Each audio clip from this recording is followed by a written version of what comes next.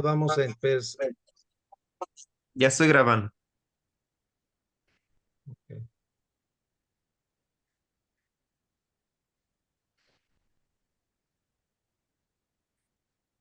Ahí el doctor Armando Astorga ahí nos avisa en el momento que considere ya empezar. Pues yo creo que vamos a ver, esperarnos 5 minutos Excelente. para esperar a ver si se anexan más. Hermanos, sabemos que todo el mundo anda a la carrera. Así Pero es. bueno, empezamos. Ok, pues hermanos, bienvenidos a esta noche, a esta primera conferencia de la Sociedad México Cristiana Mexicana. Ante todo, primero, feliz año nuevo 2024. Nuestra oración de la sociedad es que Dios los bendiga mucho. Y le vamos a dar lugar a nuestro presidente para que él haga una oración por esta conferencia, aunque es una conferencia no espiritual, pero queremos que Dios sobre en todo. Y también por alguna necesidad especial. Hermano Lenin, adelante. Pues bienvenidos. Vamos a orar. Amantísimo Padre, gracias te damos especialmente a través de este recurso tecnológico que podemos especialmente conectarnos unos con otros, conocernos en alguno de los casos. Pero especialmente queremos hacer de ti el huésped principal. Es un tema, Señor, de esta misma naturaleza nuestra, especialmente cuando la edad ya es avanzada, donde hay una gran necesidad espiritual de ti. Te rogamos, Señor, por el expositor, por el conferencista, por el mensaje, Señor, que ha sido preparado y también se transmitirá y sobre todo que acrecentará nuestro conocimiento, Señor, como profesionistas de la salud, pero también poder entender y comprender a las personas especialmente que cursan con estos problemas de salud mentales. Te pedimos, Señor, que te hagas presentes en esta conferencia y que podamos tomar los elementos indispensables para nuestro ejercicio médico. Bendice al expositor y a cada uno de los que estamos reunidos porque lo hacemos en tu nombre. Es en Cristo Jesús que te lo suplicamos. Amén. Amén. Amén. Buenas noches, ¿sí me escuchan? Sí, buenas noches. Sí, sí le escuchamos. Sí. Ah, qué bien. Sí, sí A le ver, escuchamos, hermano. ok, permítame tantito nada más. A ver, creo que ya me puedo ver. Se Estoy ve muy contenta. oscuro. Ah, Necesita sí, luz. Ok. sí. Lo que pasa es que estoy en un área que estoy cargando mi Bueno, no se celular. A mortifique. ver, Al rato ya que dé más luz, pues permítame tantito. Ok. Vamos a iniciar esta conferencia. Yo creo que también por orden y si apagamos ahí nuestro micrófono, en el momento que podamos participar, tener alguna pregunta, en cuanto a la conferencia, pues poder abrir el micrófono o bien por ahí ya tenemos las manitas para poderlas levantar en el momento que queramos hacer una pregunta o ya nos dirá el conferencista en qué momento podemos hacerlo.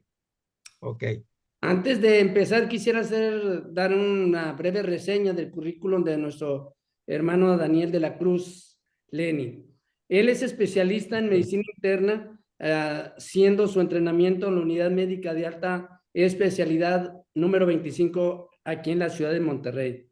También hizo una subespecialidad en geriatría en el Hospital General de Zona número 17. Está certificado y recertificado por el Consejo Mexicano de Medicina Interna y el Consejo Mexicano de Geriatría.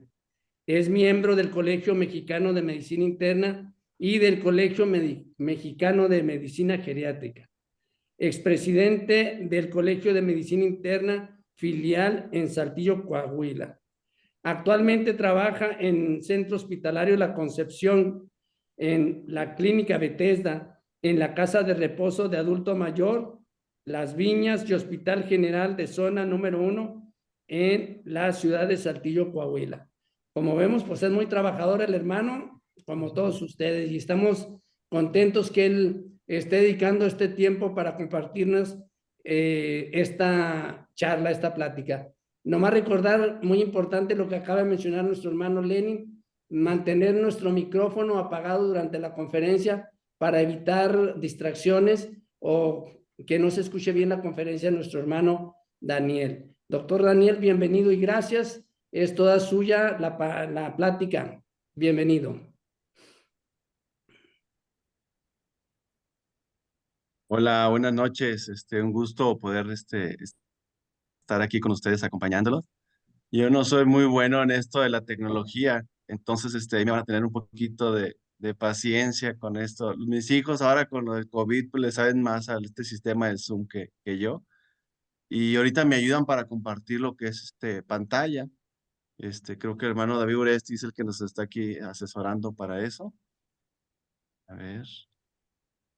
Sí, creo que el hermano Lenin es quien debería compartir, poder compartir, compartirte la pantalla a ti.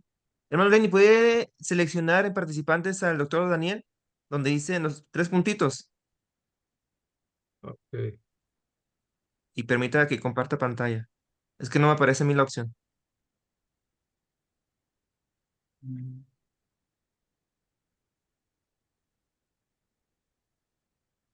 Ay, hacer anfitrión, cambiar nombre, permitir grabar, permitir anclaje. Puede ser permitir que sea anfitrión. Dice, está compartiendo la pantalla. Permita a Daniel ser el anfitrión para que él pueda compartir.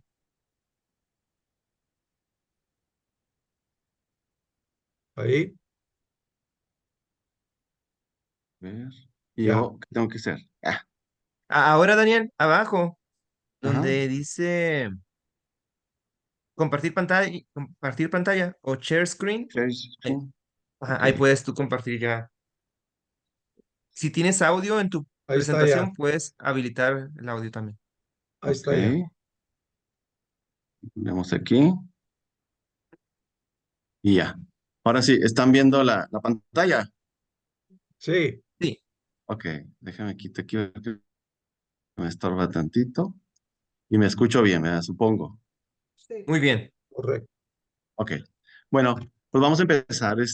Ahora, pues es un tema médico, pero que a todos pues nos interesa, ¿verdad? Siempre el tema de la memoria, en algún punto, pues todos tenemos miedo, ¿verdad? De que toparnos esto en nuestra vida y también en nuestros seres queridos. Y al hablar de la memoria, yo les digo, es como hablar de nosotros, o sea, nuestro yo, nuestra parte ahí que nos dio Dios para identificarnos en ser quien somos. Todos los recuerdos que hemos vivido desde niños, adolescentes, en nuestra juventud, nuestro matrimonio, etcétera, nos van formando hasta ser lo que somos. Y el hecho de que se toque esta parte de nuestra vida, pues puede ser hasta algún punto un tanto catastrófico o difícil de manejar. También en geriatría es muy importante cuando platicamos acerca de un envejecimiento exitoso. O sea, qué importante es que estemos bien cognitivamente, porque eso nos permite que seamos independientes, o sea, que podamos ir y hacer lo que queramos hacer. En la misma Biblia dice que en algún punto a veces nos van a ceñir lo que no queremos ceñirnos, es como que nos van a vestir lo que no queremos, con ropa que a lo mejor no vamos a querer y nos van a llevar a lugares que no vamos a querer. Pero a veces sucede esto, ¿verdad? Y la cuestión de la memoria puede ser una cuestión que puede hacer que perdamos ese yo y esa funcionalidad y esa independencia que tenemos. Y cuando hablamos de memoria, la principal enfermedad que afecta a la memoria es la enfermedad de Alzheimer, ¿sí? Todavía está un poquito ahí que nos enojamos cuando dicen la demencia senil. Como tal, decir demencia senil es decir todo y no decir nada. O sea, no es un diagnóstico clínico, pero sí es entendible que cuando hablamos de demencia senil, lo más probable es que estemos hablando de una enfermedad de Alzheimer, que es la más frecuente de las demencias, ¿sí? Cuando hablamos de la enfermedad de Alzheimer, dentro de la historia, pues el doctor Alois Alzheimer describía el caso de una mujer con una demencia de Alzheimer en etapa muy temprana que se llamaba Augusta, y él fue siguiendo su vida, algo así como 3, 4 años, cómo iba su problema cognitivo, cómo tenía alteraciones de conducta, y finalmente cuando fallece, pues él hace una autopsia y ve cómo había en su cerebro lesiones intracelulares, ¿sí? Los famosos ovillos neurofibrilares, que eran como depósitos de esas proteínas internas en la célula que se hacían como marañas y había lesiones extracelulares, el famoso amiloide que se depositaba. Y eso interfería en la conexión interneuronal y se traducía en este tipo de problema, ¿verdad? Podemos mencionar como la enfermedad de Alzheimer como un problema neurodegenerativo. Y es muy importante mencionar que es una enfermedad que es progresiva, es decir, que va caminando, va avanzando y que es irreversible. Realmente a nivel de fármacos hay mucho dinero metido en la industria farmacéutica buscando un medicamento que lo cure, buscando un medicamento que lo detenga o inclusive que pueda haber retroceso de la enfermedad. Y sin embargo, hasta el momento no hemos encontrado todavía eso, ¿verdad? Hay que tener en cuenta que es de un origen multifactorial, ahorita vamos a platicar de eso, y que va afectando ya no nada más su memoria, ¿verdad? Sino también su conducta, y paulatinamente lo puede llevar a una discapacidad, ¿sí? Ahora, la enfermedad de Alzheimer, vamos a hacer este chiquito porque, sí, la enfermedad de Alzheimer, es que quiero hacer chiquita esta cejita que me estorba, aquí está, creo que ya. Sí, es una enfermedad que le han puesto interés a lo largo en los últimos años, porque es una enfermedad que sucede en los adultos mayores. Y si sabemos que la población paulatinamente va aumentando su expectativa de vida, pues prácticamente va a ir aumentando los casos de enfermedad de Alzheimer, ¿sí? Se habla, según este estudio, de que 2 de cada 3 personas piensan que la demencia es causada como una enfermedad normal en la edad, y claro que no, ¿verdad? Es una enfermedad como tal. Una de cada 4 personas piensa que no podemos hacer nada para prevenir la demencia. Ahorita vamos a platicar de eso, ¿sí? Y pues todos, se dice que hasta un 95% piensan que podemos tener problemas de memoria en algún momento de nuestra vida. Aún así, los profesionales de salud, cuando se encuestan, en este caso, pues fueron en 155 países, aún los profesionales de salud piensan que es parte del envejecimiento normal la demencia, y no, no es así, ¿sí? Y también, por el otro lado, el público en general, los pacientes, creen que el profesional de salud no le da el interés que debe tener acerca de esta enfermedad, y lo consideran, digo, parte normal del envejecimiento cuando no es así, ¿sí? Se estima que paulatinamente el número de casos a nivel mundial va a ir aumentando, de tal forma que casi se va a triplicar desde el 2019 hasta el 2050. Les digo que va de la mano con lo que es el envejecimiento poblacional, ¿sí? Y de tal forma que se dice que cada 3 segundos está un nuevo caso en el mundo de enfermedad de Alzheimer, ¿sí? Y esto pues se traduce en dinero, ¿verdad? Se dice que actualmente es un costo aproximado de 1.3 trillones de dólares, ¿sí? Para los problemas asociados a la enfermedad de Alzheimer, pero para el 2050 pueden ser 2.8 trillones. Son muchos ceros, la verdad, ya no sé cómo se traduce eso en pesos, pero es mucho, mucho dinero, ¿verdad? Sí. Por ejemplo, ya estadísticas en México, se dice que en lo que fuera en el 2019 en México, en esta encuesta, había cerca de 800,000 personas que tenían algún tipo de demencia. Y hay que tomar en cuenta de que cada 10 personas, 8 es enfermedad de Alzheimer, ¿sí? Y más abajo dice aproximadamente un 10% eran en personas mayores de 65 años, pero hasta un 47% en mayores de 85 años. Entonces aquí vamos viendo como mientras más años tenemos, es más frecuente esta enfermedad, ¿sí? Y aquí la idea es que qué podemos hacer un poco en cuestión de prevención. Entonces, para ver eso, pues primero tenemos que ver qué factores de riesgo hay para desarrollar esta enfermedad. Y los vamos a dividir en 2 puntos.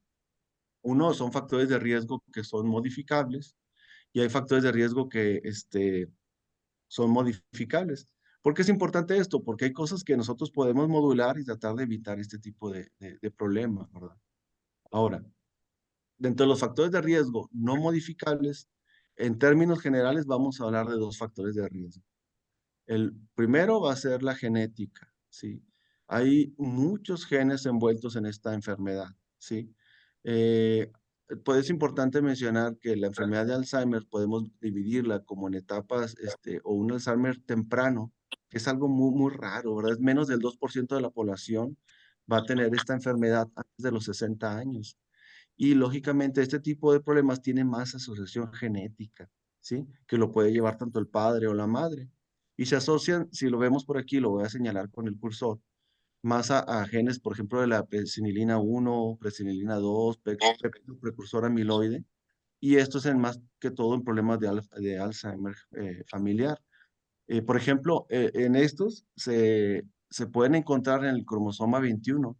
Entonces, si recuerdan, las personas que tienen síndrome de Down, es común que tengan este problema desde un trasfondo genético y no es nada raro que un paciente con síndrome de Down desarrolle la enfermedad de Alzheimer, ¿sí? Sin embargo, hay otra gran cantidad de genes, o sea, que tienen que ver con procesos en la sinapsis neuronal, en cuestión de inmunidad y destrucción neuronal, en el metabolismo lipídico. Aquí, el más sonado y más importante, ya en un Alzheimer, después de los 60 años, es el gen que sintetiza un tipo de lípido, que es la ApoE o apolipoproteína, en lo que es el epsilon 4. Es como que dice como que la más estudiada y la que se ha mostrado más constante. Sin embargo, hay una gran cantidad de genes, tanto que aumentan el riesgo de la enfermedad, como lo vemos con una asociación positiva aquí, como aquellos que el hecho de presentarlos tienen un factor de prevención de la enfermedad, como vemos estos tres genes, ¿sí? En cuestión de prevención, ¿sí? Ahora, dijimos que son factores de riesgo no modificables. Esto ya está tatuado en nuestro ADN, en nuestra genética, y pues ahí está, latente, esperando en algún momento poder manifestarse, ¿sí? Y eso pues no lo podemos modificar. Otra parte que no es modificable es la edad, ¿sí?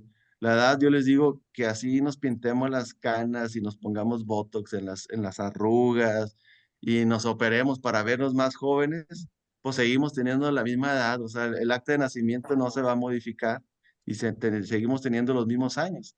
Entonces, si se fijan, esta enfermedad, conforme va avanzando una persona de edad, aumenta el riesgo. De tal forma que una persona de 60 años, sí, tiene un 0.7% de riesgo de padecer Alzheimer. Sin embargo, después de los 80 años, esto puede irse incrementando, perdón.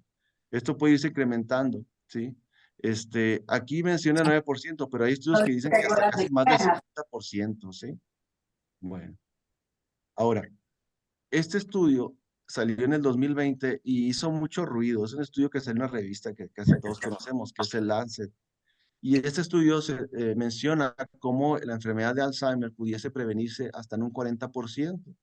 Y menciona factores de riesgo que vamos acumulando a lo largo de nuestra vida, desde la forma temprana de la vida, como la educación, hasta ya en formas tardías de la vida, como la diabetes, la polución del ambiente, inactividad física, etcétera, ¿sí? Y estos factores de riesgo los vamos a ver como factores modificables. Ahorita vamos a estar platicando de esto en la prevención, ¿sí? Ahora, siempre cuando hablamos de una persona con una demencia, pues siempre mencionamos que es una persona que se le olvidan las cosas. Pero yo les pregunto, por ejemplo, ustedes, ¿qué tan frecuente es que se les olviden las cosas? O sea, que dónde dejaron las llaves del carro, que por ejemplo, dónde dejaron, no sé, los lentes, que van a la tienda o a un centro comercial y se les olvida dónde dejaron el carro. Entonces, yo creo que a todos nos ha pasado y no necesariamente, pues quiere decir que tenemos una enfermedad de Alzheimer, ¿verdad? Entonces, es un poquito más complejo que simplemente el hecho de tener olvidos, ¿sí? Ahora, la memoria es compleja, o sea, no nada más es recordar las cosas. La memoria, hay muchos subtipos de memoria. Por ejemplo, reconocer objetos, como es la agnosia, la praxia, cosas o habilidades que ya hemos aprendido y de repente las desolvidemos y no lo podamos hacer. Por ejemplo, el vestirse. La memoria ejecutiva, esta memoria, tenemos que secuenciar una serie de pasos para llegar a un objetivo. Por ejemplo, cocinar un platillo y tener la incapacidad de poderlo hacer. Aquí me acuerdo de mi abuelita materna, que ella era muy buena cocinando y una vez metió, creo que era de los frijoles o el arroz, pero los metió con todo y bolsa a la olla, ¿sí? Y ella empezaba ya con un problema cognitivo, ¿sí? Eso es memoria ejecutiva, porque de repente no se acordaba que tenía que sacarlos de la bolsa. La fascia, pues ya sabemos, la fascia es el hecho de expresarse, de no poder expresarse o no entender lo que le están diciendo, ¿sí?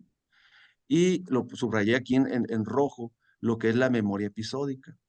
La memoria episódica es el hecho de recordar, o sea, es como que lo que entendemos propiamente como la memoria nosotros, y hay memoria episódica temprana y tardía, ¿sí? La memoria episódica temprana se almacena de una forma un tanto, si no le ponemos suficiente atención, fugaz, y es más fácil que se pierda, por eso es la primera que se nota, la temprana. La tardía lo podemos asociar en varios puntos del cerebro y eso hace que lo retengamos y pueda durar mucho tiempo. Entonces, cuando nos topamos con un paciente que tiene esta enfermedad, es muy común que dice la gente, oye, es que tiene muy buena memoria, doctor, porque me platica todo lo de su infancia, sus amigos, cómo se llamaba su perro de niño, de qué color pintó la casa su mamá cuando tenía 5 años, pero no se acuerdan, por ejemplo, de qué desayunó, ¿sí? No se acuerdan que su hijo vino anoche a visitarlo. Entonces, la memoria episódica temprana es la primera que se empieza a borrar y con el tiempo puede afectar otro tipo de memorias. Y no hay que olvidar que no es exclusivo lo que es la memoria, sino también pueden tener problemas conductuales. De hecho, muchas veces nos llevan más a la consulta los problemas conductuales que en sí la memoria. Por ejemplo, pueden ser sumamente celosos, pueden tener ideas ahí un tanto paranoides que le están robando el dinero, es muy común que guardan también sus cosas de valor, incluyendo el dinero, que no lo encuentran y empiezan a culpar a los de alrededor que le robaron su dinerito, ¿sí? Y se hacen sumamente paranoicos y de repente pueden estar hasta agresivos, ¿sí? Ejemplos, hay muchos, me acuerdo de una paciente que era muy celosa, se hizo muy celosa con esto y alguna vez la vecina le pidió favor al esposo que le ayudara a conectar ahí en la estufa, eran personas estudiantes y se enojó tanto la señora que fue con un bate a corretear a las vecinas, ¿verdad? Pues no había motivo, no había razón, pero ella era sumamente celosa. ¿Por qué? Por la misma enfermedad. Entonces, no nada más es el hecho de recordar las cosas. La memoria es más compleja y tiene más dominios, ¿verdad? Y aquí va implícito, por ejemplo, el cálculo, la cuestión visoespacial, la cuestión del juicio inclusive, y otras áreas también que tienen que influir aquí. Entonces, para hacer el diagnóstico, pues le puse lo que es más usado, que es los criterios del DSM-5, ¿sí? Entonces aquí nos lo pone muy fácil, como quien dice, son 4 pasos. El primero es que hay una queja de memoria. Muchas veces la persona que da la queja de memoria no es propiamente el paciente, y de hecho es muy frecuente. Le preguntan al paciente que cómo anda de su memoria y él dice que anda a todo dar, que está bien. El que lo trae es el familiar. O sea, ¿por qué? Porque le repite la misma historia 100 veces en el día y porque se le olvidan las cosas recientes, ¿sí? Entonces, hay una preocupación por la familia de que se le están olvidando las cosas. El hecho de que una persona no tenga idea de que se le olvidan las cosas tiene nombre, es anosognosia. Y eso es muy común, ¿verdad? Ellos se sienten bien. A lo mejor ese es un punto a favor. Le digo, si de repente nos enfermáramos de esto, a veces ni cuenta nos damos, o sea, gracias a Dios. Pero los que se preocupan muchas veces más es la gente alrededor, ¿sí? Y luego este problema, ¿sí? Va a pasar al segundo paso. Bueno, aparte de esa queja de memoria, al estarlo valorando y ver su valoración neuropsicológica, pues lógicamente va a haber fallos, ¿sí? Entonces ya está bien establecido que hay un declive cognitivo. El segundo paso es que su problema de memoria va a interferir en la independencia, ¿sí? Eso es muy importante. ¿Por qué? Porque puede ser que se le olviden mucho las cosas, pero el Señor no se le olvida pagar el agua, la luz, está muy pendiente de las cosas de la casa, va a cobrar su pensión, va al cajero automático y pica el número de la tarjeta y le da el dinero, se regresa a la casa en un taxi.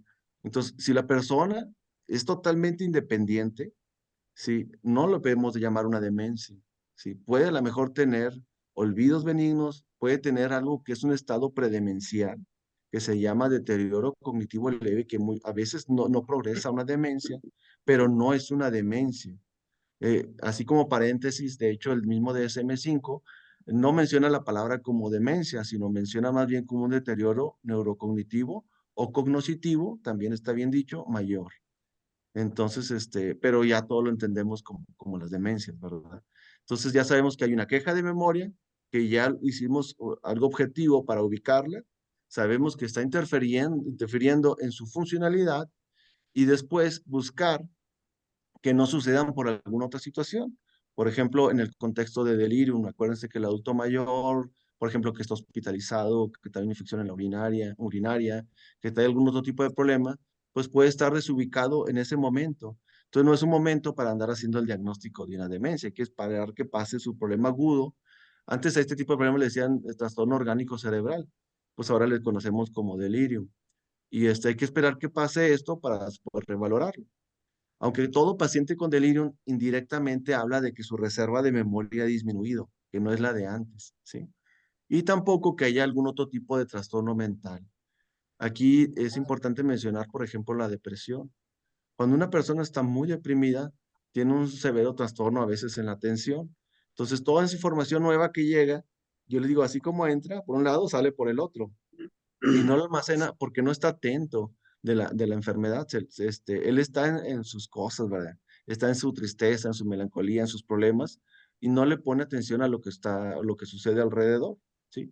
Y eso condiciona que pueda pensar que tiene un problema de demencia, cuando realmente es más la depresión. Depresión, cuando sucede que altera la, la memoria, le llamamos una pseudodemencia, o sea, como que una demencia falsa. Pero también la depresión es un factor de riesgo grande para la demencia. Nos ha tocado personas que están en una depresión profunda y caen a lo mejor en un duelo y están muy deprimidas. Y las familias dicen, bueno, está muy triste, está deprimido, pero en la bajada empieza con problemas de cognitivos. Y ya de repente pasan meses y meses y se les siguen, y va empeorando su memoria y se olvidando las cosas y empieza a tener otro tipo de problemas. Y es ahí cuando apenas le ponen atención que ya trae un problema neurocognitivo mayor asociado a parte de la depresión. Entonces, sí, todos atentos en ellos. O también cuando decimos que debemos descartar otras enfermedades, pues incluyendo, por ejemplo, esquizofrenia, que no es algo así como de entrada tan común en el adulto mayor que debute con esquizofrenia, o problemas de alcoholismo, etcétera, que puedan influir en su problema cognitivo, ¿sí? Entonces, con estos tres pasos de buscar que tenga un problema de memoria, que lo objetivemos, que le esté interfiriendo en su funcionalidad y que no sea secundaria a otra cosa, podemos pensar en que sea un deterioro cognitivo mayor de tipo demencia Alzheimer, ¿sí? Ahora, cuando decimos la enfermedad de Alzheimer, decimos enfermedad de Alzheimer probable, ¿sí? No se dice el diagnóstico certero porque la única forma de tener totalmente la certeza es con una biopsia del cerebro. Y yo creo que nadie de nosotros nos dejaríamos que nos hicieran una biopsia del cerebro para salir de dudas, ¿sí? Entonces, por eso se deja así como probable. Aquí puse este cuadrito y es como un continuum, ¿verdad? Donde va de la normalidad, ¿sí? Y cómo va caminando algunas alteraciones de memoria que pueden ser por la edad, es el típico que salimos del Liverpool y no nos acordamos dónde dejamos el carro, a problemas que se le empiezan a olvidar algunas cosas, pero está completamente funcional, al punto donde ya pierde su dependencia, que empieza a influir en su funcionalidad, el problema de memoria. ¿Sí? Entonces, por eso se menciona como un continuum, ¿sí? Bueno, ahora, ¿cómo identificar a alguien que tiene este problema? Pues ya vimos, o sea, no lo van a traer o va a haber una queja de memoria como tal. Entonces, tenemos que tener algunos instrumentos con lo cual podemos hacer como un cribaje entre un paciente con problemas cognitivos y el que no, ¿sí? Entonces, para eso existen muchos test. La verdad, existen muchos. Aquí puse como que los que más usamos, ¿sí? El famoso Mini-Mental. El Mini-Mental tiene muchos años y la misma familia, así de Folstein, ya, pues como está patentizado, han empezado a cobrar así por la patente. Entonces, poco a poco, como que ya los estudios grandes no lo usan porque tienen que pagar. Entonces, pero todavía en la práctica clínica se sigue usando mucho, ¿sí? El Mini-Mental. Hay otros muy rápidos como el Mini-Coc. Ahorita se los voy a enseñar que ustedes lo pueden hacer rapidísimo ahí en el consultorio.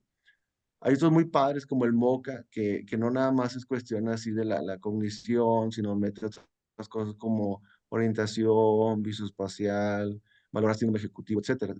Ese es el MoCA, el test de Montreal. Hay unos muy rápidos, como ese es el test de reloj, que se le pide que dibuje un relojito. Ahorita tengo ahí un dibujo, ¿sí? Y en base al reloj podemos puntuar y ver si hay problemas de memoria o no. Puse estos porque son prácticos y rápidos. Pero estos test de cribado diagnóstico hay que sumarle que pierda la funcionalidad. Entonces, hay dos escalas muy rápidas, sí, que es para evaluar, bueno, tres, viéndolo así, es para ver qué tan funcional es una persona. La del Lawton y Brody, le decimos es para ver cuestiones, perdón, cuestiones de la vida diaria común, sino más complejas como la limpieza de la casa, el uso de dinero, el estar pendiente de sus medicinas, etcétera. Y la de Katz y Bartel es para ver cosas un poquito más sencillas que se van perdiendo, como su aseo personal, el control de esfínteres, el poder caminar una cuadra solos, ¿sí? Ese tipo de detalles. Al momento que deje de hacer algo por su problema de memoria, ya automáticamente tenemos que pensar que estamos frente a una demencia, ¿sí? Aquí puse el Minicoc, está muy fácil. Se le pide al paciente que se aprenda tres palabras. En este caso aquí viene manzana, amanecer y silla, ¿sí? Se le dan varios intentos, ¿sí? Y debe de aprenderse tres palabras.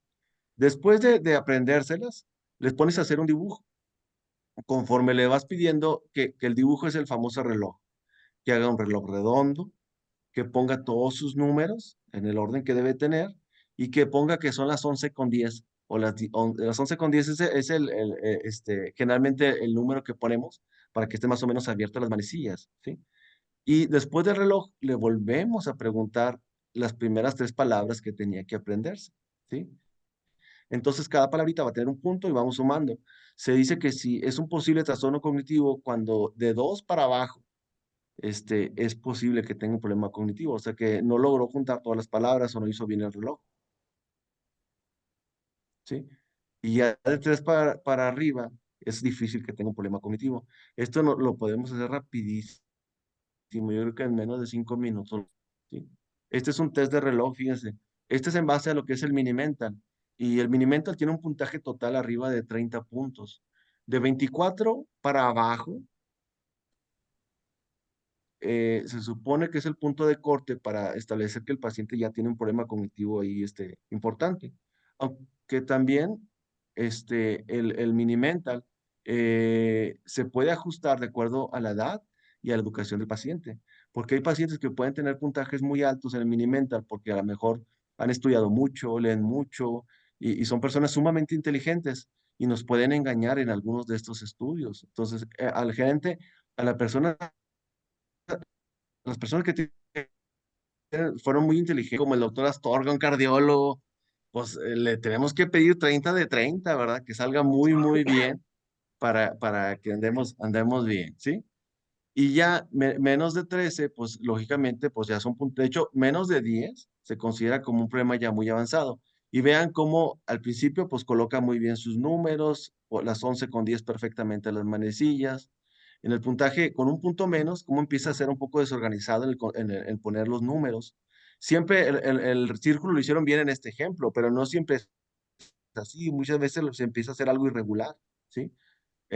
Conforme va bajando, si se fijan, ya se equivocó totalmente de la hora, ¿sí?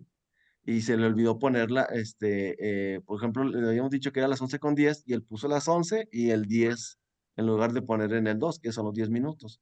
Y al final se le olvidó poner la hora y las manecillas. O sea, como conforme va avanzando, van olvidando cosas, ¿sí? Ahora, eso es como un cribaje así rápido pues de consultorio. Y podemos diferenciar el problema que trae alguien cognitivo si realmente está repercutiendo y pensar que sea una demencia. Hay diagnóstico o hay apoyos diagnósticos en imagen y laboratoriales para detectar la enfermedad. Una cosa es lo que hay y otra cosa es lo que se pudiera hacer, ¿verdad? Generalmente en la consulta y en nuestro país, pues es mucho apoyo en cuestión de los test y la valoración y como imágenes generalmente nos apoyamos con una resonancia, ¿sí? En la resonancia magnética, aquí podemos ver cómo en la parte interna de la zona temporal, ¿sí? Podemos ver cómo hay atrofia, ¿sí? Yo les digo que el cerebro es como si fuera una uva, que en ciertas áreas se van convirtiendo como pasas, ¿sí? Y en esa área del hipocampo interna es de las áreas más tempranas donde empieza a haber atrofia, ¿sí? Y también después le sigue el área parietal y luego el área frontal, ¿sí? Que generalmente son las áreas donde hay más atrofia. Eso lo podemos ver en una resonancia. Cuando pedimos una resonancia, porque en el TAC también podemos ver esto, pero el plus a veces en la resonancia es que podemos ver otras cosas, sobre todo que haya isquemias en la sustancia blanca, que después de la enfermedad de Alzheimer, la demencia más común es la demencia vascular, ¿sí? De pequeños vasos, microisquemias. Y es un diagnóstico diferencial de la enfermedad de Alzheimer, ¿sí?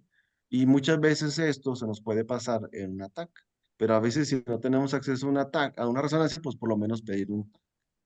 Y exámenes de laboratorio, así como de rutina que para hacer un diagnóstico preciso no tenemos.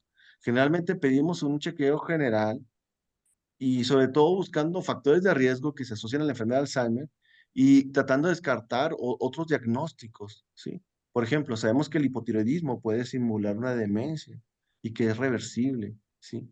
La deficiencia de B12, por ejemplo, las anemias perniciosas. Una vez me tocó ver a un señor que tenía una demencia ya avanzada y resulta que tenía una talasemia y por eso hacía anemias y tenía una deficiencia severa de B12. Entonces, legalmente ya le habían quitado a todos porque se había separado su esposa y los hijos le quitaron todo porque ya no era dependiente. Y al empezarse a inyectar B12, así con un tiaminal, empezó a recuperar la memoria hasta estar totalmente íntegro cognitivamente y pues empezó una batalla legal que él quería recuperar todo. Pero cómo era importante a veces checar esos detalles, ¿verdad? Por ejemplo, alteraciones en los electrolitos, sobre todo lo que es el sodio, sí, una hiponatremia también puede tener alteraciones cognitivas. Y dentro de los factores de riesgo, pues que el azúcar no esté alta, el LDL no esté alto, que el HDL no esté bajo, que los triglicéridos estén controlados. Esos detalles pueden empeorar el problema cognitivo, o sea, por alteración circulatoria, ¿verdad? De los pequeños vasos. ¿Sí? Eso es como que lo de rutina, pero exámenes, hay exámenes un poquito más precisos que aumentan la sensibilidad y especificidad del diagnóstico de la enfermedad de Alzheimer. Pero estos exámenes generalmente los pedimos de líquido cefalorraquídeo, como la beta 142 o la tau fosforilada o la t-tau, pero tiene que hacerse una punción lumbar, sacar líquido y estudiarlo, ¿sí? Ahora está de moda eso, hay gente que se ha hecho como estudios para saber si tengo el riesgo de tener esta enfermedad, ¿sí? Por ejemplo, el actor de Thor, creo que sacó por ahí un documental en Netflix, y él salió positivo y tiene riesgo para tener enfermedad de Alzheimer.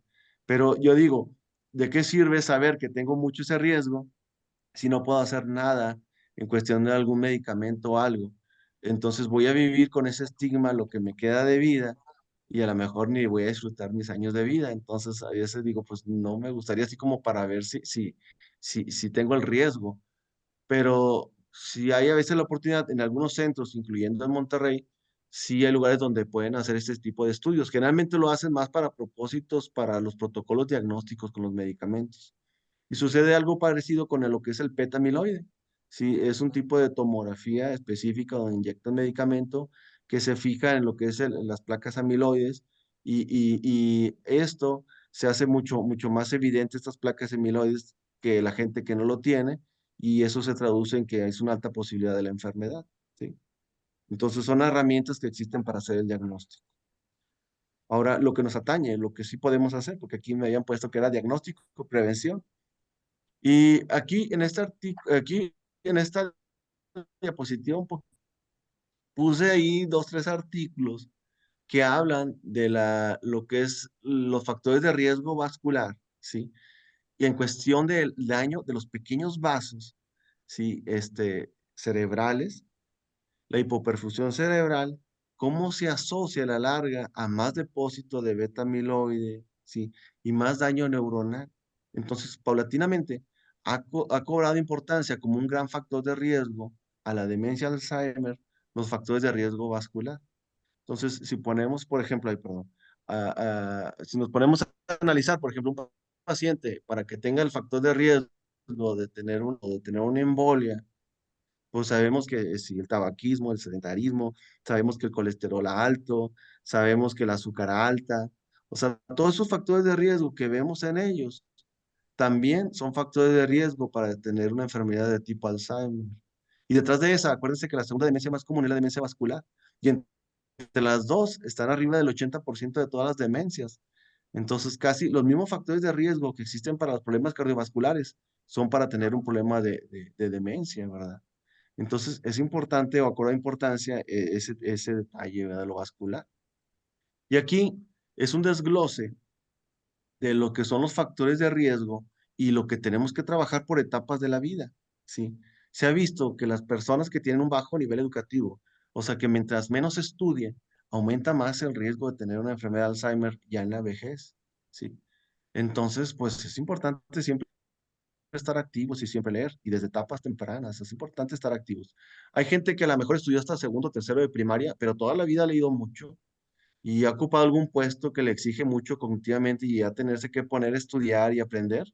Entonces, ellos a veces son mucho más inteligentes que a lo mejor un profesionista en la universidad, ¿sí? Entonces, no se traduce específicamente a los años adentro de una aula, sino en qué tanto estamos trabajando con nuestra mente. Entonces, ese es el factor de riesgo en etapa temprana. En etapa intermedia, por ejemplo, se ha visto que las personas que tienen problemas para escuchar, ¿sí? Aumenta el riesgo de tener Alzheimer ya en la vejez. Entonces, todo paciente o toda persona, sobre todo si trabaja en una empresa donde hay mucho ruido y empiezan con daños del oído, tienen que hacerse su audiometría y si es necesario, pues usar un auxiliar auditivo. Porque también las personas que escuchan menos se van aislando más. Están en la plática, los amigos, la familia, y como extienden la mitad de la plática nada más, se aísla. Y eso puede asociarse, ese aislamiento, a lo mejor hasta inclusive a depresión, y eso puede condicionar que tenga después problemas cognitivos. Entonces, ya en todos lados les pueden hacer audiometría, inclusive hasta gratis en algunos centros comerciales, y buscar tener un buen auxiliar auditivo. Otro tipo de problemas, por ejemplo, las lesiones en la cabeza. Había un estudio, una vez lo leí, de gente que fue a la guerra y, por ejemplo, habían sufrido un traumatismo craneoencefálico severo. Me imagino que alguna caída, algún balazo en el casco que a lo mejor no los mató, pero los dejó inconscientes. Entonces, todos esos traumas severos en un futuro se puede traducir en un problema cognitivo de tipo Alzheimer. La obesidad, si no se diga así como le decía, los factores de riesgo cardiovasculares, la obesidad está detrás de muchos problemas de este tipo, ¿sí? El consumo de alcohol también excesivo. Dicen que a lo mejor que el vino tinto, una onza para las mujeres, 2 onzas para el hombre, puede tener cierta protección cardiovascular, pero llegan a la consulta gente que dice que toma todos los días 2 vasos de tequila porque es protector para el corazón y que para bajar su colesterol. Le digo, no, pues eso dónde está escrito, eso no existe. Y mucha gente se excusa para seguir tomando. También hay demencias asociadas al alcohol, ¿verdad? Y también puede haber anemia perniciosa por alcoholismos crónicos que hacen gastritis crónicas y hay deficiencia de B12 y tener problemas cognitivos. Entonces hay que estar atentos con la gente que toma. Y la hipertensión. Es importante hacer un diagnóstico oportuno de hipertensión y tener al paciente bien controlado dentro de las metas, ¿verdad? Sabemos así práctico, si no es diabético ni tiene algún otro tipo de problema como renal, pues 140-90 para abajo. Y ya en contando factor de riesgo, pues 130-80 buscamos para abajo, ¿sí? Entonces es importante el control de la presión, ¿sí? Y ya en etapas más adelantadas, digamos, arribita de los 60 años, se ha visto también como factor de riesgo fuertes el hecho, por ejemplo, de fumar, ¿sí? Lo que les mencionaba, la depresión como tal.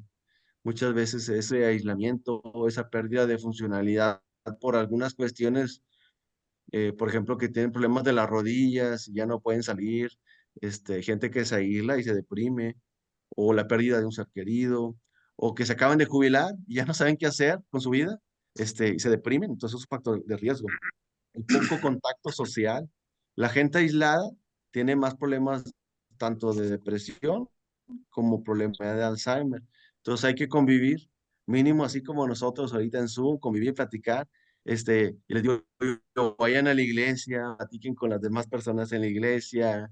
Por ejemplo, busquen a sus amigos, pero el hecho de estar platicando con otra persona y, por ejemplo, cosas del pasado, cosas del trabajo, cosas de la iglesia, es puro ejercicio mental. Tienen que estar evocando sucesos previos a la actualidad y eso es trabajar con la mente. ¿Sí? Por eso es importante que que seamos sociales. La contaminación ambiental también se ha visto que en países donde hay más contaminación, hay más problemas cognitivos, ¿verdad? Hay que buscar así ciudades más tranquilas. La diabetes también pues es uno de los principales factores de riesgo para los problemas cardiovasculares. Entonces, idealmente, pues es tratar de evitar ser diabético, pero a veces no nos podemos escapar de ello, pero no es lo mismo que esté descontrolado o que esté controlado. Entonces, un buen control de la diabetes también es un factor protector para no tener problemas cognitivos. Y el sedentarismo, como viene al final, también va de la mano. Siempre lo comento. Pero he visto gente que toda su vida hizo mucho deporte, ¿sí?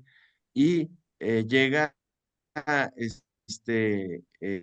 a cierta edad, toda su vida hizo deporte y después llega a cierta edad y lo deja de hacer y le pregunta, ¿usted hace ejercicio? Y te dice, no, doctor, que yo corría maratones, que yo jugué americano, que yo jugué fútbol, etcétera. No, pero reciente. No, ya no. Sí. Y muchas veces hay gente que nunca hizo deporte y ahorita empieza a hacer a los 60, 70 años y está mucho más sana que cuando de jóvenes en exceso, pues ya tronaron sus rodillas, ya se lastimaron de la espalda y a veces ya de grandes ya no pueden hacer tanta actividad física por cuestiones físicas, ¿verdad? Pero sí hay que cuidar el cuerpo y tratar de estar activos conforme lo que podamos, ¿sí?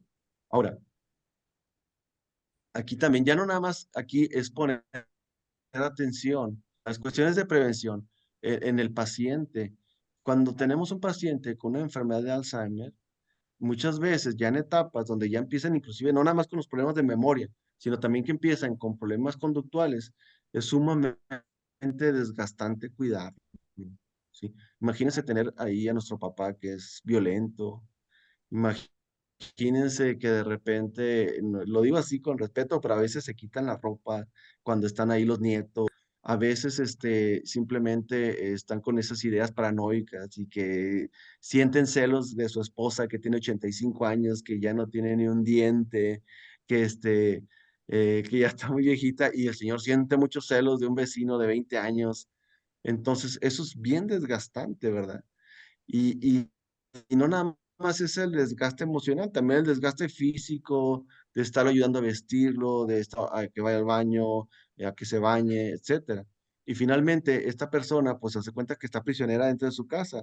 La persona que cuida a una persona con Alzheimer, le decimos como el cuidador principal, y sobrecargarse, colapsar e inclusive enfermarse, ¿verdad? Alguna vez vi una revisión cómo los cuidadores a veces se podían morir antes que las personas que estaban cuidando.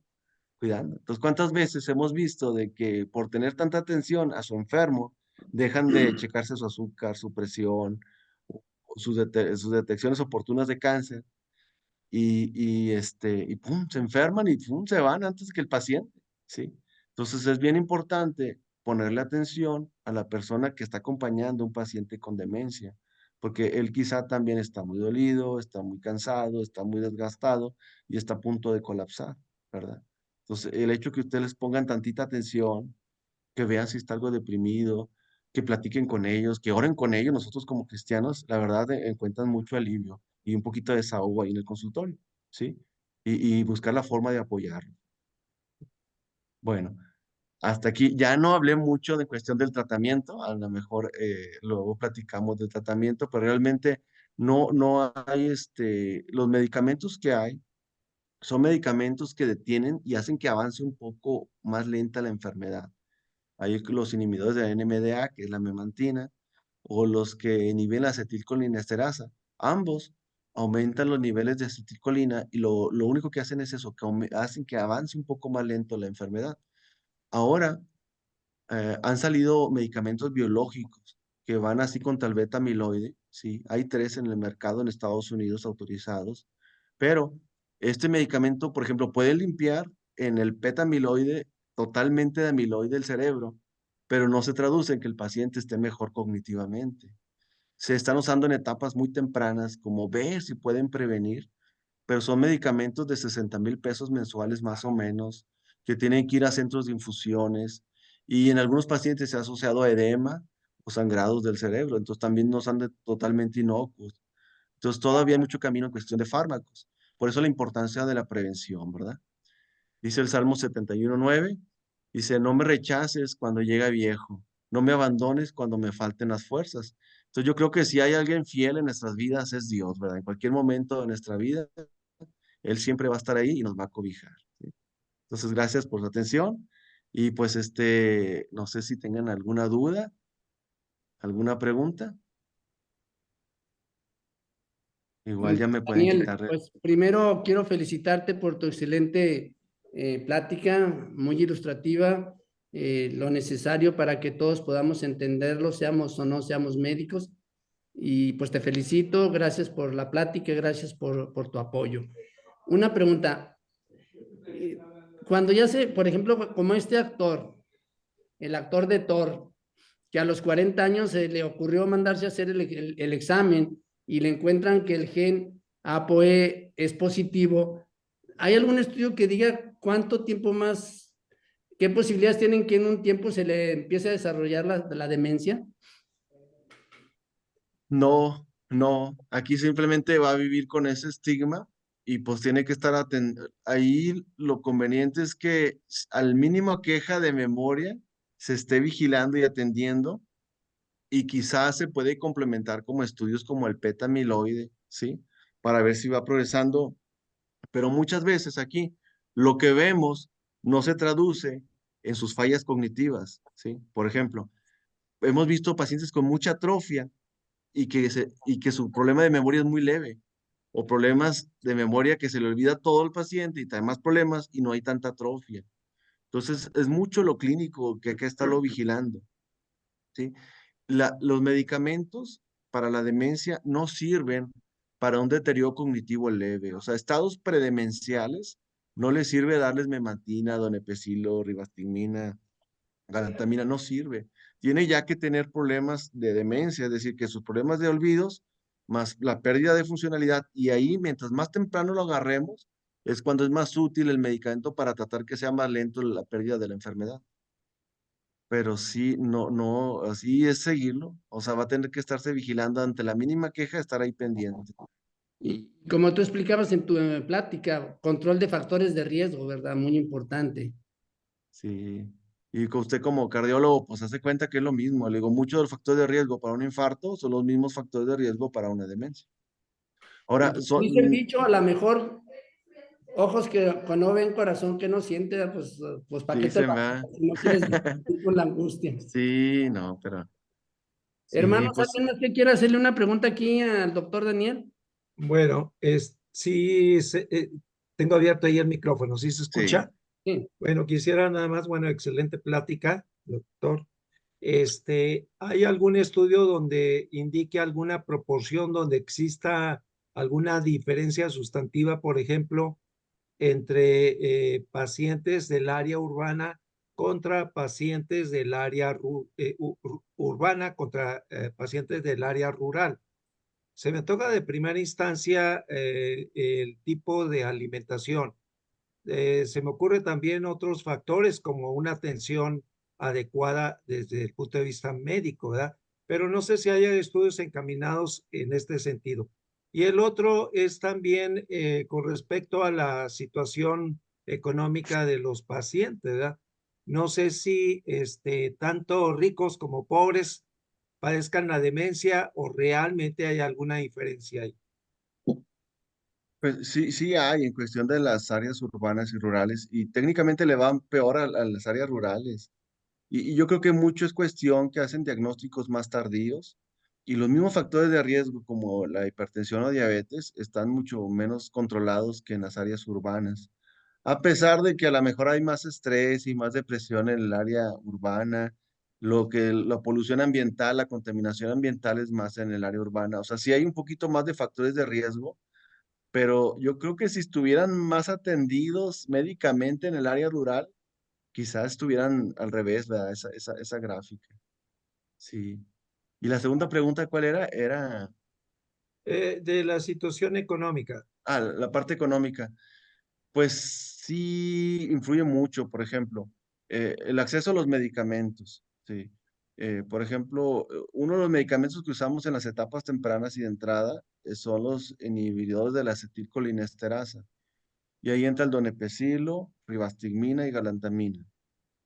Y tienen muchos efectos gastrointestinales, entonces se los empezamos a dar y se quejan mucho como de náuseas, poco apetito, se les revuelve el estómago y dejan de comer a veces. La que mejor se tolera de entrada es el parche de ribastigmina, que es el Exelon. Bueno, el Exelon anda como en 2,800 pesos el mes, ¿sí? Este, con las tarjetitas y todo, pues ponle que le rebajan 1,000 pesos, ¿sí? La galantamina anda más cara todavía y el donepezilo es el que ya hay, pues no genérico, pero hay muchas marcas y puede andar cerquita de 1,000 pesos. Entonces, no todos tienen el acceso a ese medicamento, ¿sí? La memantina ya perdió patente, esa la usamos ya en etapas más avanzaditas, cuando está fallando el primero, le agregamos la memantina, pero pues ya son dos medicamentos. La otra parte es la rehabilitación cognitiva. En Monterrey hay áreas, en Saltillo ahí están pioneros en dos áreas, donde van y les ponen a hacer una serie de retos, psicólogos, neuropsicólogos entrenados, algunos en cuestión de ejercicios, y están padres porque son como cuestiones, como juegos, cuestiones con la computadora, hay programas de computadora, etcétera, y son ejercicios mentales. El problema es que no todos tienen acceso a eso, ¿sí? Y luego más allá, no nada más los fármacos, luego en el cuidado, pues mientras, no es lo mismo que te cuide una persona a que sean varias personas. Y sí he visto que eso diluye mucho la carga del cuidador.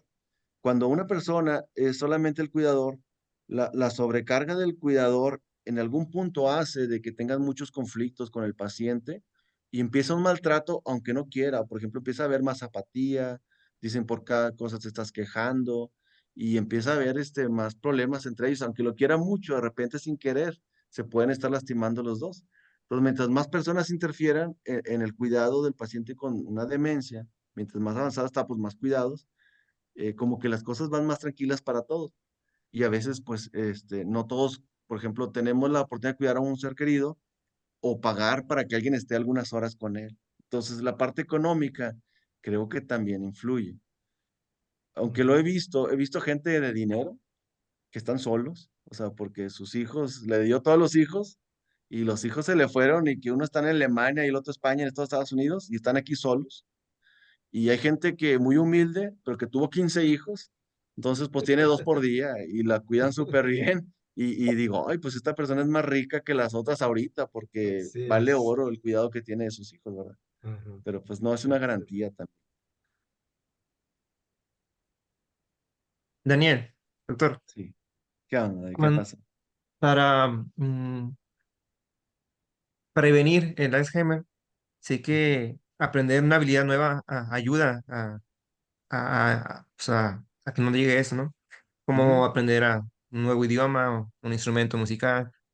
Eso también sirve ya cuando, bueno, se detectó que tienes Alzheimer, puede ayudar para que sea menos rápido el desarrollo. Pues dentro de la rehabilitación cognitiva se está eso.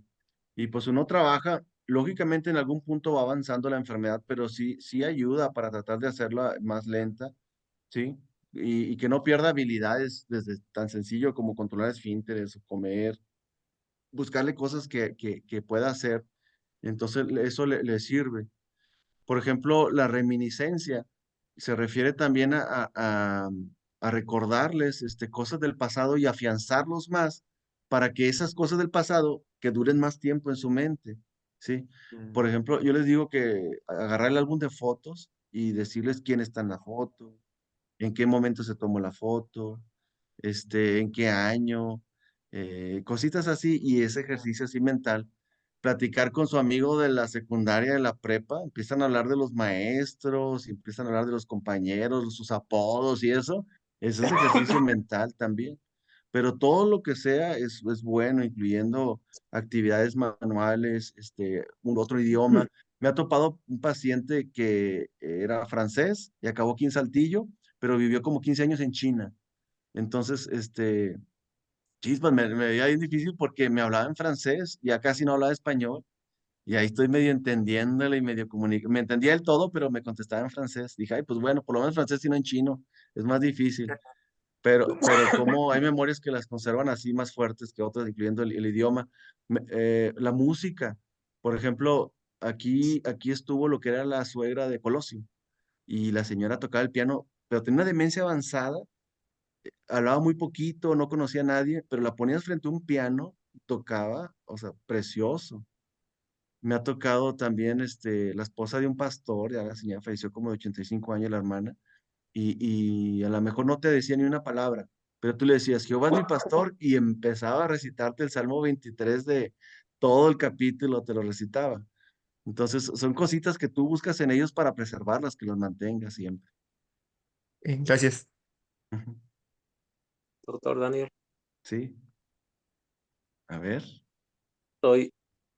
soy Orfanel, hermano Hola, Orfanel. ¿cómo está, hermano? ¿Qué dice? Bien, gracias a Dios. Solamente comentarle y su opinión. Mi mamá tiene 80 años, cumplió en septiembre pasado, el año pasado, pero desde hace como 6 años o 7 aproximadamente, noté que, bueno, ella viajaba, vivíamos en Ciudad Juárez y tomaba el camión para irse a la primera iglesia bautista y el camión hacía más o menos como 40 minutos. Iba al templo, yo no podía acompañarle a la reunión de las damas y de regreso en 2 ocasiones, en un periodo de un año, se perdió. De donde tomaba el camión del templo a donde caminaba como unas 4 cuadras, pero de repente no supo dónde estaba. Dice que se perdió simplemente y desconoció todo. Dice que eso aproximadamente duró como unos 10 minutos y cuando recuperó la memoria estaba exactamente frente al camión. Eso le pasó. En la otra ocasión le pasó es aquí en Saltillo. Lo mismo, de repente no recordaba dónde estaba. Y no sé si eso sea un factor al que pudiera estarle llevando a eso. Y me puso en qué pensar. Ahora, lo que mamá siento que le ha ayudado mucho es que ella lee mucho la Biblia y aprende muchos versículos. Su memoria, ella se hace en su voluntad. Cada semana se está aprendiendo un versículo, está leyendo la Biblia y platica con la gente, cuenta sus historias, así como lo mencionó también así muchas veces, lo que ha pasado hace muchos años cuando estaba allá en Veracruz. Mi pregunta es, ¿pudiera ser ella tener algo como eso? Pues mire, llama la atención que fue un evento súbito y transitorio. Ujú, Le voy a decir algo, la enfermedad de Alzheimer avanza despacito y hacia abajo, progresivo, progresivo, progresivo. Es una caída lenta. ujú, La enfermedad de demencia vascular es como está en un escalón y baja un escalón súbito y luego lo vuelve a subir, pero ya no llega al escalón previo y se mantiene ahí, lo baja otro, baja y ujú. lo mejora, pero ya no llega al escalón previo y va caminando en escalones. Pues Ok. podría pensar más en algo vascular por ese evento. A lo mejor vale la pena tomar un estudio de imagen y ver si no hay por ahí una pequeña isquemia cerebral que haya influido en su problema en ese entonces. Y De hecho, eso, sí, pues sí la podía poner como factores de riesgo más adelante para un problema cognitivo, pero más así como un trasfondo vascular. sí, doctor, sí lo tuvo y aproximadamente hace como 8 años tuvo una isquemia cerebral Trans. y, Pues es y probable que si ajá, no, si es funcionalmente, o sea, que todo, que agarra de repente ahí su trapeadorcito, que cocina, que está pendiente de los recibos, pues puede ser sí, que es un deterioro cognitivo leve vascular. O sea, vascular, no la demencia de Alzheimer, sino demencia vascular, pero no, si está funcional no es demencia, digo, es deterioro cognitivo leve vascular. Pero si ya sí interfiere en algo, o sea, sí es posible que esté así muy, muy inicial. Entonces, ahí pudiese usar algún medicamento y pues todo lo que hemos platicado en sus cuidados, que esté bien su colesterol, su presión, su azúcar, que tome su aspirina o clopidogrel, si le han dado, el colesterol Rivaroxaban. LDL tiene que estar más bajito y cositas así. Gracias, Ujú. doctor. Nuestra hermana que tiene la mano levantada adelante. Mana luz. El micrófono, hermana. Sí. Hola, buenas noches. Buenas Hola, noches. hermana. Bueno, soy la persona que no se pudo conectar bien el día de ayer en la reunión y hoy, la verdad, dije, hay una reunión y la abrí, no pensé que fuera de este tipo, pero igual me da gusto y gracias a los hermanos que están proporcionando este conocimiento. Soy Luz Mercedes Pineda Mayo de Acapulco. Soy profesora en una escuela telesecundaria aquí en la comunidad de Metlapil, precisamente la que estaban comentando en el grupo. Y tengo estudios en psicología social, solo que me dedico ahorita a la docencia. Em, yo he estado informándome un poquito más de los temas de psicología y respecto al tema que están tratando y de hecho a las diversas enfermedades, yo tengo mi propia perspectiva, mi propio punto de vista desde la cuestión de la psicología, hablando desde la prevención de esta enfermedad, porque como lo decía el doctor, pues ya cuando está, pues es difícil tratarla y de hecho pensándolo bien, tratarla de manera de terapia. Igual considero que es un poquito complicado tratarla porque las personas ya tienen sus creencias y es difícil como,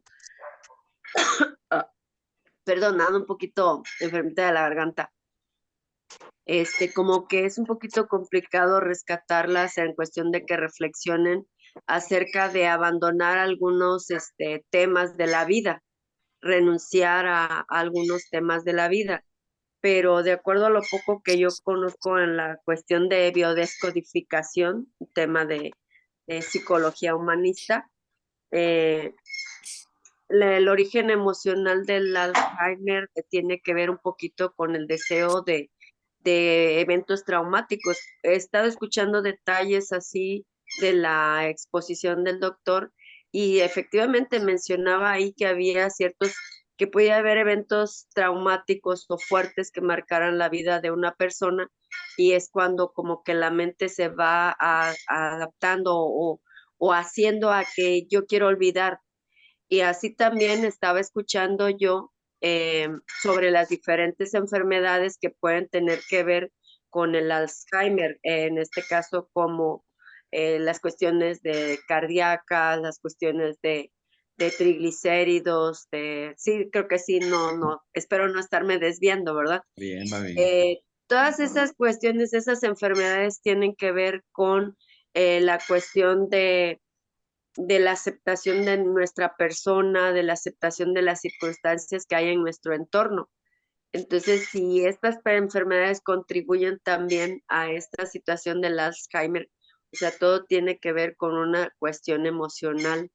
Y esa es mi perspectiva. Entonces, la manera de yo creo que prevenir estas cosas es como más o menos usted lo mencionaba, o sea, tener otras ocupaciones, adentrarse a lo mejor en la palabra para poder ir saneando nuestro corazón y todas estas sentimientos de resentimiento, de frustración, de corajes, pues irlos disipando y de esa manera pues ir evitando caer en enfermedades que puedan dañar nuestro organismo. De hecho, o sea, tengo entendido que la somatización de las enfermedades vienen por cuestiones emocionales que en la secreción de las sustancias que tenemos en los diferentes órganos que podemos tener, pues van haciendo alteraciones y dependiendo de la frecuencia de estos eventos emocionales, pues puede irse marcando una diferencia en la somatización o en la fisionomía de uno mismo. No sé si me expresé bien Pero cómo o di todo a está entender la idea. conectado. Yo les digo Ajá, porque, por ejemplo, un paciente diabético no es nada sí. raro que no lleve su dieta y qué difícil es. Y luego uno ve detrás de eso y a lo mejor está deprimido, trae sus problemas, una forma La y diabetes entonces, tiene que ver con sí, los problemas fuertes familiares, los resentimientos, la falta de perdón. y no sé, todo eso los lleva y menos se cuidan ya una vez que están diagnosticados y todo. Pero todo está conectado. Entonces, de ahí la importancia de un control Sí, así integral de un paciente, ¿verdad? No es algo que a veces con una emocional. pastillita lo vamos a curar todo, ¿verdad? Sí, de hecho, yo para mi perspectiva, yo la comparto con ustedes. tenemos herencias emocionales, tenemos herencias de aprendizaje, tenemos herencia biológica, tenemos herencia energética, todo, y como en la Biblia lo menciona, ¿no? Las maldiciones de tercera y cuarta generación, o sea, está marcado en la Biblia, está marcado en la ciencia, está marcado ahora sí que en algunos temas de holísticos de estos tiempos, que sí refieren a que todo eso, si no lo siente, por ejemplo, hace rato platicaba yo con una prima, dice, no, es que mi tío, mi otro tío, mi mamá, tiene problemas de rodilla, le duelen las rodillas. Yo recuerdo que la mamá de ellos era una persona muy fuerte, con resentimientos y muy dura, de que era voy a perdonar. Y sus hijos, algunos, bueno, su mamá de ella, yo sé que es una mujer muy tranquila, no veo que que sea rencorosa, resentida. Igual debe tener su guardadito como cualquier ser humano, pero sí hay una herencia que viene, y no nada más es una herencia biológica, pero resulta que también la señora, su mamá, no tuvo esos problemas de dolores de rodilla o de encorvamiento de las piernas. Y resulta que ellos sí, pero bueno, esa es mi perspectiva hasta ahorita. Cuando yo tenga algún punto de vista ya más concreto de algo, y voy a tratar de seguir escuchando sus diversos temas, porque sí me gustaría aprender desde la parte científica o biológica de las enfermedades, para así ir creciendo en la cuestión de la biodescodificación. Ok, Muchas gracias. perdón, tomo ahí nada más un minutito porque también el tiempo nos está Oh, sí, gracias. cargando, Disculpe. ¿verdad? Y precisamente con lo que comenta ahorita la hermana, pues cada 2 meses vamos a tener conferencias de interés científico. Este es el punto, ¿verdad? Tenemos otro tipo de reuniones también como Sociedad Médica Cristiana, ¿verdad? Doctor Astorga, no sé si tenga algún último comentario. Si no, yo quería hacer una invitación. Adelante, hermano Lenin, y pues, cierra con una oración. Ok. Bueno, Gracias, Daniel. De nada, hasta luego. de antemano, Gracias. voy a dejar ver cómo se cierra aquí, o ya no sé cómo se cierra, ahí lo dejo. Bueno, no, pues agradecemos la exposición tan científica, ¿verdad? Hasta yo le entendí, a pesar de mis 70 años. De hecho, iba a hacer esa pregunta, pero luego te la hago por acá, en secreto, ¿verdad? Especialmente con nosotros que trabajamos en el área de la salud. Yo soy de la idea que nunca nos debemos jubilar, ¿verdad? A pesar de que mi tiempo laboral ya concluyó en el 2005, pero creo que es bueno mantenernos activos, ¿verdad? Entonces, una vez más, felicitaciones, doctor Daniel de la Cruz, gracias por la exposición, y es una invitación para todos ustedes para seguir participando con nosotros. Si no está usted integrado a SOMEC Nacional, SOMEC significa Sociedad Médica Cristiana, para aquellos que no han tenido contacto con ello. Y también tenemos una parte que es para jóvenes estudiantes del área de la salud, profesionistas recién egresados, que llamamos SOMEC Junior, que precisamente David Uresti, el psicólogo que ahorita participó, está coordinando este grupo, ¿verdad? Entonces, hacénoslo saber ahí, por favor. Y la invitación se va a tener una convención nacional en la ciudad de Monterrey, a través de la Sociedad Médica Cristiana. Hay conferencistas y conferencias muy, muy interesantes. Las fechas son del 27 al 30 de marzo. Prácticamente, porque no se le olvide, es en Semana Santa. Se empieza el miércoles 27, por la tarde, y se va a concluir el día 30, que es sábado en la mañana. Entonces, si requieren mayor información, la hacemos a través del WhatsApp correspondiente. Y dejo el lugar, bueno, no sé si iba a comentar algo más, doctor Astorga, sino para concluir. Concluye, hermano, y gracias a todos los que se conectaron. Siempre es muy importante contar el apoyo de todos ustedes para que esto siga creciendo. Ok. Bueno, vamos a despedirnos y como nuestro nombre es Sociedad Médica Cristiana, conformamos un grupo de médicos y personales del área de la salud.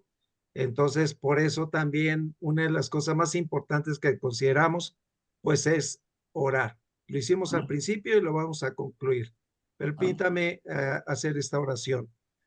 Amantísimo Padre, gracias te damos por la oportunidad de podernos conectar a través de la tecnología, de poder ver estos temas tan interesantes, tan importantes, y sobre todo no solamente que se aplican para nosotros mismos, para nuestras familias, sino especialmente para quienes laboramos en el área de la salud, para poder atender, comprender, poder dar una palabra de aliento a muchas de las personas que asisten o que asistimos y aquellos por los cuales también nosotros servimos. Te agradecemos, Padre Celestial, este tiempo que hemos dedicado para este espacio. Señor, sigue bendiciendo a cada uno de los conferencistas, en especial en esta hora al doctor Daniel de la Cruz. Bendícelo y guárdalo, Señor. Igualmente a cada uno de los que se conectaron. Bendice sus hogares, Señor, y especialmente este privilegio que nos has llamado a servir como sociedad médica cristiana. Es en Cristo nuestro amado Salvador, te lo suplicamos, te lo agradecemos. Amén. Amén.